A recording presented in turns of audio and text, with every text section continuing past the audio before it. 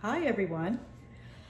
Well, I'm going to share with you today a little personal story, and I think you'll enjoy it. I have a grandmother that I called Grammy, and I loved her. She was the sweetest, kindest woman to me on the face of the earth. I had another grandmother also that was a wonderful lady. I didn't get to see her as much in the early days as I did my Grammy. She actually lived with us and she helped take care of me, and I was her firstborn daughter. So there was just a really, specialness.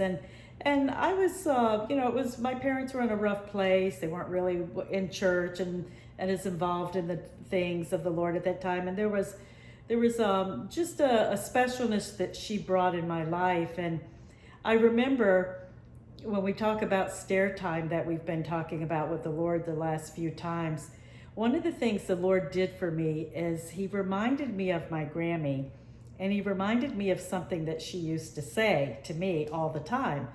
And it was every time we would go on vacation, we'd go see them, having not seen her in a long time, she'd have to get out all of the throwbacks. You don't even have these now, the slides. How many of you have slides, boxes of them? I don't know what they do with them now, but she'd get out all the slides and we'd put them in the projector. She had a big screen and they would show slide after a wonderful slide of me. It was all these slides when I was a little girl, and she had taken them, and my grandfather, of pictures of me in the pool in a little bucket, by a little flower, where he grafted two flowers together and called it the Kim Lilac. There was pictures of me in the garden, pictures of me with toys playing. And so there was just so many pictures of me being a first grandchild. But every time she would show the slides, she would say, did 'em was, did 'em was, oh, did 'em was. And I don't know what "did'em" was, but I do know that when she said it, I felt so wonderful. I felt so loved and cherished. There was a time in my life that I wasn't particularly feeling a lot of affirmation. And she would just make me feel so special. As you know, that's a ministry that grandmothers can have for their grandchildren. But I loved going there and getting the slides out and just hearing her, did 'em was, oh, did 'em was. So I don't know, I got curious one day as she's gone on to be with the Lord and accepted the Lord pretty late in her life, and which gives me hope for a lot of people. But I never got to ask her, Grammy, where did you get that word, did 'em was? What does that mean?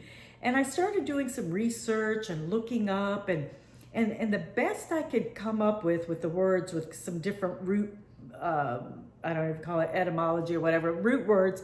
And one particular one just popped out, and it meant, there you are.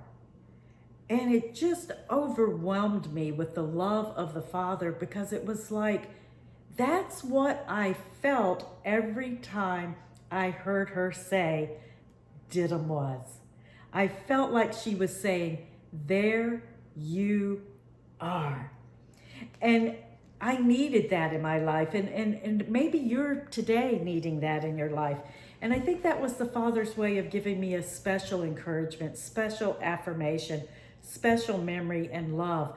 But there you are.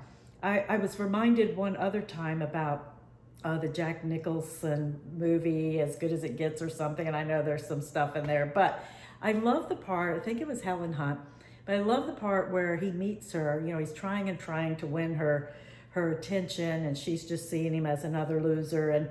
And so he finally gets her in this rainy street scene, and he looks at her, and he's got all these OCD issues, and he's a mess. But he loves her, and he's trying to show that. And he looks at her, and he said, I may be the only person in the world that truly gets who you are. Because she had just asked, tell me something, because he talked about himself all the time, something that tells me you see me. And when he said that, you could just see it took her breath away, and she was just like, And, the Lord used that in my life. And I watched that movie. I was in a particularly difficult time, and I saw that, and I just felt like God can speak through his word, but he can speak through a flower, a tree, a bird. He can speak through a rock, whatever he wants to speak through. But I felt like the Lord spoke to me through that. And he just said, I may be the only one that really, truly gets who you are. And he is, because he designed you. He designed who you are. He made you to be fearfully and wonderfully made. He totally gets, he doesn't expect you to be me. He doesn't expect you to be your girlfriend. He doesn't expect you to be like your mother. He made you to be exactly, uniquely. I think we get stifled as children of God when we try so hard to be what somebody else is. I mean, I've tried to do that over the years of this author, this speaker, this pastor, this, and they're all wonderful, and I admire them all. So many people in the Vineyard movement. But I just got really sick of it. I got really sick of trying to measure up or be or imitate. I mean, we're to imitate the righteous things we see in other people. But when I'm trying to be somebody else's personality, somebody else's makeup, you know what that really does? That makes me not be aware of who I am. And I can't change that. I can't change my Southern accent. I can't change the amount of education I have. I can't change my talents, and I can grow in them, but I am who I am. And sometimes maybe you're today feeling like you're in a place where you're not being seen. Maybe you feel rejected. Maybe you feel isolated and alone. And you just feel like you're about to lose it, and you don't know if anybody sees you, if anybody notices you, or if anybody cares. I want you to know, it's taken me years to get to this. I didn't feel it for a long time. I can't show you my journey of crying and tears and depression and fear and unbelief that I had to grow through to come to grips where I could truly, truly, truly grip Didim was. Just like my Grammy, like God even more so. The Word of God says that in Psalm 17:8, that he sees us as the apple or the daughter of his eye, the apple of his eye, the pupil, the very center. When you come to God and you pour out your heart and you're talking to him, he sees you as if he has a straight shot to your heart, as if you're the only one on the face of this earth. He loves you with everything in him. He gets all your highs and lows. He gets all your quirkiness. He gets all your crashed dreams and disillusioned visions, not understanding the timing of God on things. Yet he gets all of that about us, our impatience, our frustration, our wanting to go, so many miles faster than even God has us in. But what he does truly get is that I see you, there you are, you're the apple of my eye, I love you and you alone, I created you, I made you fearfully and wonderfully, you were designed exactly like you're supposed to be. I don't care if you don't like your nose or your eyes or your hair or your height or your feet or your ears. God says that I made you who you were meant to be. If you ever get free in that, you will begin to enjoy your life so much more with God. You will rest and relax in who you are. And then you begin to find out who you really were meant to be and who God designed you to be. When you get off that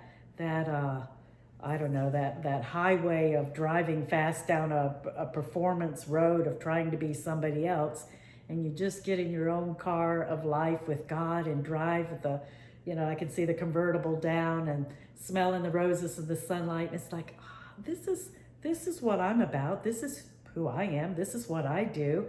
And don't do the comparison thing, because God will never compare you. He will compare you to his son. He wants us to radiate his son, show his son's life, love, spirit. But that's going to look different in all of us. It's going to come out in different forms with the same righteousness of Jesus Christ. So be encouraged today. I think there may be somebody there today that's watching that Nobody knows what you're going through in your life. Nobody knows what you're going through maybe in your marriage. Maybe you're really discouraged and depressed and things feel really crazy and out of sorts and you don't know why.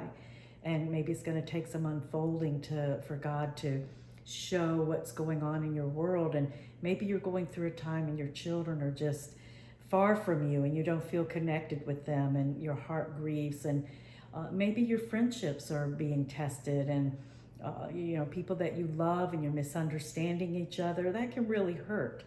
But God will take you through all of it. But he wants you to know, more than anything, that there you are. I see you. Did was. Remember Grammy saying.